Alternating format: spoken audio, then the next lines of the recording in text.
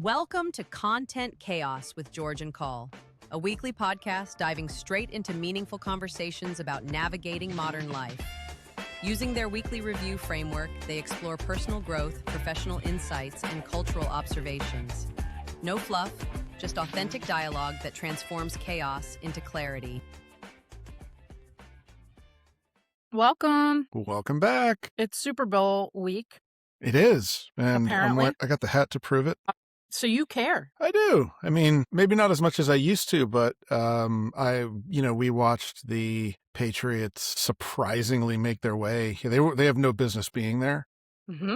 They surpassed my expectations a long time ago. And so it was kind of fun to watch. Yeah. And it's fun to see people lose their mind over the fact that they're back in it. Well, it was funny. My brother Brian, yesterday was sharing a story of when one of the times that the Patriots lost to the Giants, and we were watching it all together in a group of friends from high school, New Jersey friends, all Giants fans. But one of them was married to, and still is married to, a huge Pats fan. And she had a couple drinks and she was crying and it was tense. She had to sequester herself. It can bring up a lot of emotions for people. Yeah. So yeah, I'm happy for you, for our kids, and for all of our family and friends in the Pats Nation. Yeah, for sure. And the whole New York, New England thing, the Giants are a very storied team with a lot of history, including those two.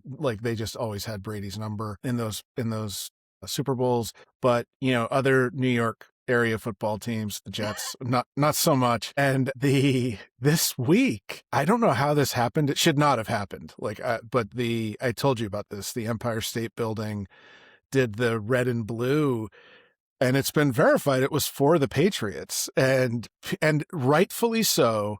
People in this area, especially Jets fans, because that's the main conference rivalry, just lost their shit.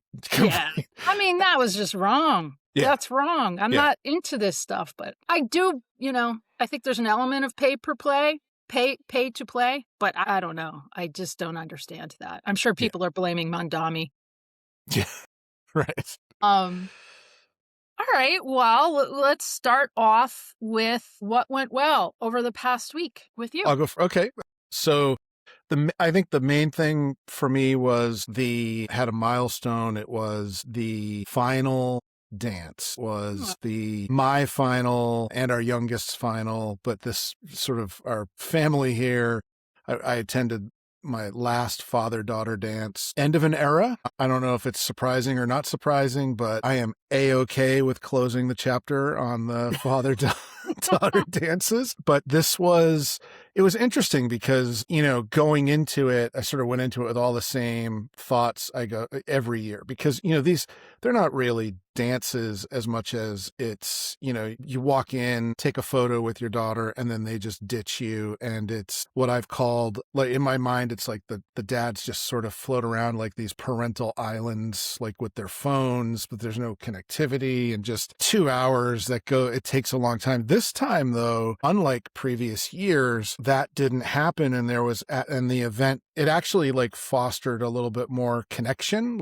Instead of floating around, for most of it, we were just, we were sitting at a table chatting, a handful of us, and some people came and went. And it was sort of it wasn't like anybody did this intentionally, but it was the value of intentional, presence. We're all just there talking, and for dads, it's not a usual kind of thing, to convene like that. And so moving from those floating islands to a shared table, having a conversation, that was different. It was nice. It was a refreshing change. And I think it's also nothing about our, the generation of parents from the older daughter, it's all different time, different people, whatever. But, we've been around these parents, around these parents for a lot longer, since a younger age, some of them, since the kids were a younger age, or us too, I guess. But so anyhow, that was sort of what went well for intentional me. Presence. That you definitely have your corporate on when you. Yeah. Yeah, I've been It's doing a down. lot of writing here. Yes, yes, Yeah. yes. Yeah, it's just, you know, shared experience over time. You get to know each other better, you're more comfortable, you build. There is some value in experience, contrary to what we hear in our culture. Yeah. There's a lot of value in experience. Well, Yeah. that's cool. Yeah, it was so sweet watching you guys and how excited they all were and end of an era. I want to, if I was Fred Norris, I would play The Last Dance by Donna Summer. Let's Okay. dance the last dance. Okay, so what went well for me this week, or just what went well in general this week? I would say had, you know, great family time. We met yesterday with my brother and my niece, who is 16 today. Nina's Wow. 16. Happy birthday, Nina. I also did some really excellent work I'm excited about with a nonprofit developing materials to teach self-regulation to students from K through 12. And this is the kind of focus of my doctoral work and what I've been studying and integrating yoga, and also just zeroing in on the fact that these tech tools are actually physiologically addictive. And there hasn't been a lot of scientific proof of it yet, but we're getting there. And there's actual lawsuits that are pending. It can be proven scientifically. It's just the body of work hasn't been brought forth yet, but I'm confident that that'll happen soon enough. And unfortunately, we let all this time pass and so much harm done to people, individuals, institutions, democracy. My focus is on making things better. So that's where I put a lot of energy this week. The other thing that went well this week, I was actually really pleased and impressed by Scott Galloway's campaign to get people to unsubscribe from big tech to kind of protest the actions around ICE. And if you haven't had a chance, I actually went on the website today and looked at it, and he made it really easy.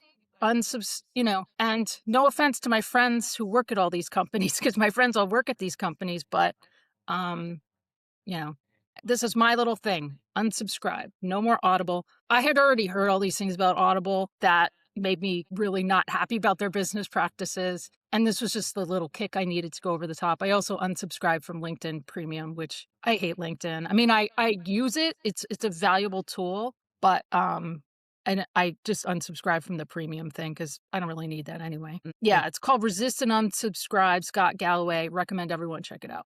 Yeah. I liked when I listened to, I didn't get through their whole pivot podcast this week, or last week, whatever, Friday, but I like the tone around it. Like it's just about little things that you can do. It's not that everybody can afford to stop, taking advantage of lower costs of this or that, or stop working or strike. It's just, these are a lot of things that you can do. You could go from multiple streaming services to one, that it was, I thought it sounded well done. I'm looking forward to checking it out. Yeah, it's progress, not perfection. This is where, we all get into this trap where we think we have to do everything. The one thing I have to say to Scott is the protesting in the streets and the slogan, that's good too. And if you look at this civil rights movement, I mean, that's what it takes to make real change. But I think you can have the kind of business, stock market pressure and the people pressure. You can have both. Yeah. We need all hands on deck. So, okay. So what could have been better? Anything that could have been better just, pales in comparison to all the stuff in our country right now. And this past week, 2 journalists getting arrested for covering a demonstration is chilling, and it's one more example of what makes it's a really scary time right now. And it's so, especially when you look at the impact there on, free speech. And when I say chilling, I mean, it chills out people from other journalists from doing their job, or just people sharing their opinion. I saw a video of a woman who said, because she has like a huge following and her words, she likes to run her mouth a lot about this stuff. Those are her words. And she went to travel and her global entry was shut off. Yeah. And her, whatever, the TSA stuff, like she lost all her privileges. No record, broke no laws, just was identified as someone to target. And that stuff is all just really scary. Like that, it's just eroding rights. I was listening to the Puck podcast this morning, and these guys are very bro-y. They're, look, they are paid. Their advertising comes from all these big media companies, so they don't really critique them, or they try to act like, oh, it's not that bad, you're all being hysterical. Today they were like, oh shit, this is kind of freaky. Oh, Like okay. Wow, that's they were like something. freaked out. They were freaked out. So yeah, it's disturbing. It's Yeah. disturbing. And it's also not a coincidence that the two people you're referencing, they're Black. Trump Oh, has, I yeah. mean, it's the quiet part out loud. I mean, Well, his grievances and his racism is just so overt. It's just disgusting. and we didn't watch the Grammys, but I guess the Grammys was full of a lot of anti-ICE Yeah. sentiment. Yeah. And I know Trevor Noah was the host, and whatever he had to say, I know I saw some stuff that Trump's probably doing it. He says in his post he is going to sick his lawyers on him. Okay. And so, yeah, it's just like that's the world or the country we live in, I should Yeah.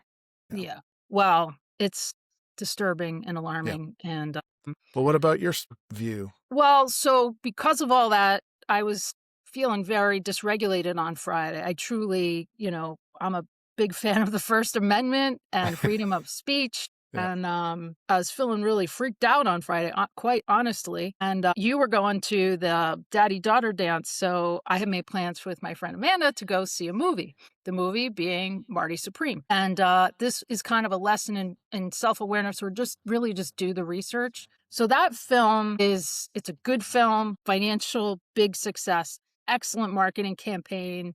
Yep.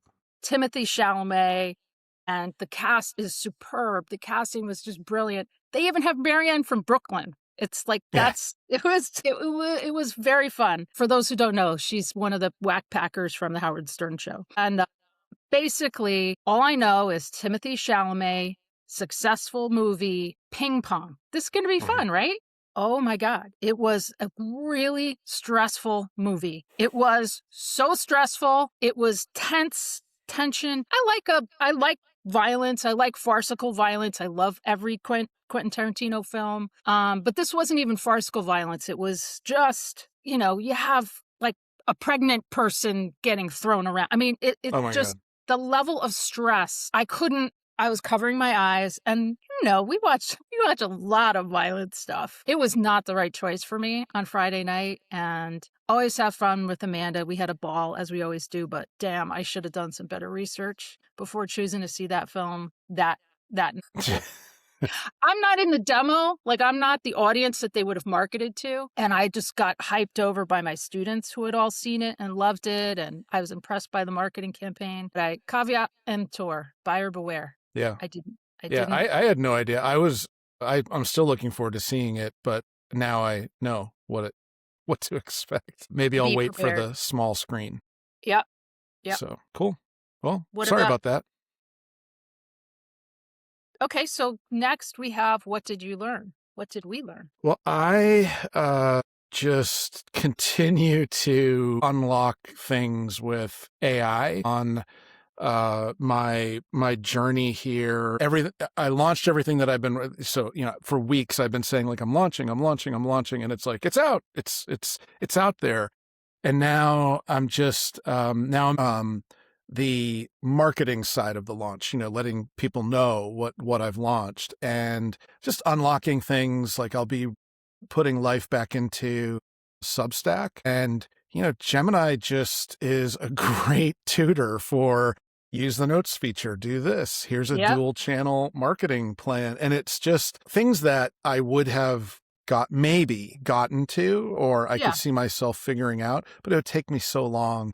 And just my strategy for, LinkedIn, and then it's giving me I just continue to learn so much and I think the AI continues to slowly get better, or quickly get better, maybe is a better way to look at it. But anyhow, so just being able to do a lot more and be a lot more effective as an entrepreneur, and leveraging this tech in order to do it. I feel like I'm competing with bigger firms at like the footing that I'm establishing now. Awesome. So yeah. Awesome. That's that. On the AI front, I'm glad you're using it successfully. I also, as a person who loves you, use caution because it is highly, highly addictive. And I actually have developed a prompt that helps counteract AI addiction. And I'll share it on a future pod, but it's awesome. Yeah. I mean, I'm literally using it like it's a work tool. I'm not, Yeah. I don't use it for anything personal or Yeah. anything like that. Yeah. But it's, yeah. And I equally, as much as this week, it's like, wow, that was great. Next week I could be talking about wanting to throw the laptop out the window because That is true. It's a tool. It's a tool. Yes, it is a tool. Yeah. So what about you? What did you learn? Okay, so I just wanted to raise this because, a big thing happened on Friday also with Don Lemon being arrested, but the Epstein files were released, but not all of them were, right? Only about half of the documents were actually released. Some of them have such, huge redactions. And so I learned by reading, going back to Puck, which I mentioned earlier, my favorite journalist who works for Puck, or he's one of the founders and main thought leaders, is William Cohan. And he had an article about the Epstein files. Basically, there's the missing 3 million pages. And, the Department of Justice has said they're like, okay, we're done. They're all out there. But there is a massive discrepancy. And there is an attorney named Dan Novak who is, aggressively, and he has been since 2017, pushing for Freedom of Information Act disclosures, which is the best thing going if it actually works. And there were basically, when they did this big dump, there was a spreadsheet that had all of Trump's stuff, and it was bad stuff. And then it immediately got pulled off the website. I'm that tempted me. I'm like, well, if we know it was there and then it was gone, someone has that. I want to see that. I feel like I didn't dive in at all, but I feel like I saw some screen grabs that it looked like spreadsheet. It was cells of things that some things were redacted, but it was like everywhere his name was mentioned. Yeah. Anyway, it's basically, there's still more to go on this Epstein files. Some of the official people that were in this latest round, Elon Musk, Howard Lutnick, records of correspondence, and as planned a 2012 visit to Epstein's Island. He said he's the Commerce Secretary in the Trump White House, and he's previously stated he had no contact after 2005. And now he's like, oh, 2012. Oops, sorry, I forgot. Brett Ratner, just the name says it all. The guy is grotesque, but there were photos of him inside Epstein's NYC townhouse, and he claimed in 2023 he didn't know Epstein and he had never met him. I am not shocked about that at all. Bill Gates, Interestingly, Catherine Rumler, she is honcho. Oh shoot, I don't have her title, but I think she's at Goldman. She was in private practice at the time, and she received 10,000 gift cards, 1 million Amex points, luxury gifts from Epstein, and she claims her relationship was strictly personal. It was just having to do with, she was doing legal work for him. And Melania's getting emails from Ghislaine Maxwell. I mean, just, it is not case closed on that stuff. There's more to be said about it all.